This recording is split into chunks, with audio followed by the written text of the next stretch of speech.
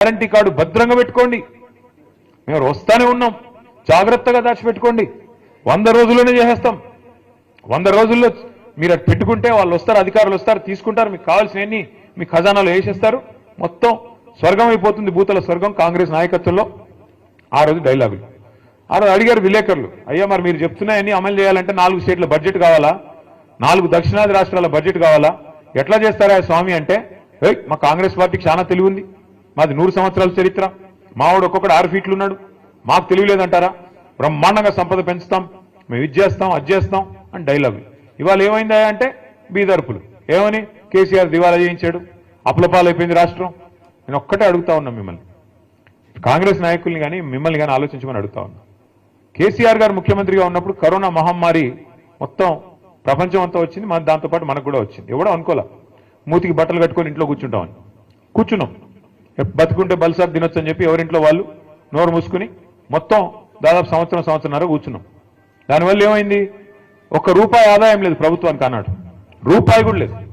ఎందుకంటే బయట పనులు జరుగుతూనే కదా ప్రభుత్వానికి ఆదాయం వచ్చేది. బొగ్గు కానీ నడిస్తే, అక్కడ బొగ్గు తవ్వితే, బొగ్గు బయటకు వస్తే, బొగ్గు అమ్మితే అట్లే కదా ఆదాయం వచ్చేది. సింగరేణి సంస్థ కూడా దాని నుంచి వస్తుంది. అందులో మాకు కూడా ట్యాక్స్ రూపంలో గవర్నమెంట్ డబ్బులు వస్తాయి. ఒకడు సబ్బు కొనాలి, ఒకడు పప్పు కొనాలి, ఒకడు ఉప్పు కొనాలి, అవి కొంటేనే కదా ఆదాయం వచ్చేది. ఏదీ లేదు. మొత్తం సంవత్సరం పాటు ఎక్కడక్కడ తలుపులు బిడాయించుకొని ఇంట్లో ఉన్నారు. దానివల్ల ఏమైంది, ఆదాయం 0. కేసీఆర్ గారు ముఖ్యమంత్రిగా ఉన్నప్పుడు, ప్రభుత్వం ఉన్నప్పుడు ఆదాయం 0 అయినా రైతు బంధు ఆగిందా, పెన్షన్లు ఆగినాయా, కళ్యాణ లక్ష్మి ఆగిందా, షాదీ ముబారక్ ఆగిందా, పంటల కొనుగోలు ఆగినాయా, అంటే జీతాలు ఆగినాయా, కొద్దిగా ఆలస్యంగా పడ్డాయేమో, ఆగలేదు కదా. దమ్మున్న నాయకుడుంటే, దమ్మిడి లేకపోయినా సంక్షేమ పథకాలు ఆగవు.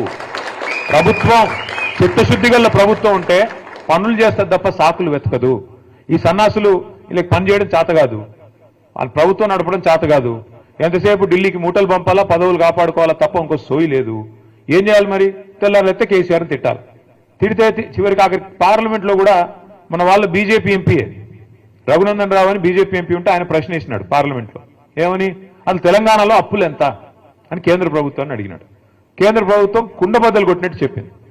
మొత్తం లెక్కలు controller and auditor general, finance department వాళ్ళందరిని అడిగి తీసుకొని కుండబద్దలు కొట్టినట్టు చెప్పింది.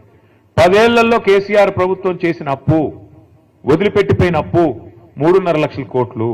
అందులో కేసీఆర్ గారు రాకంటే ముందే 72,000 ఉంది, ఆయన వచ్చినాక 2,80,000 కోట్ల అప్పు చేసినాడు.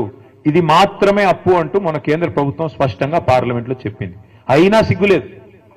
కేంద్ర ప్రభుత్వం పార్లమెంట్లో చెప్పిన సిగ్గు ఎంత మాత్రం లేదు కాంగ్రెస్ వాళ్ళకి.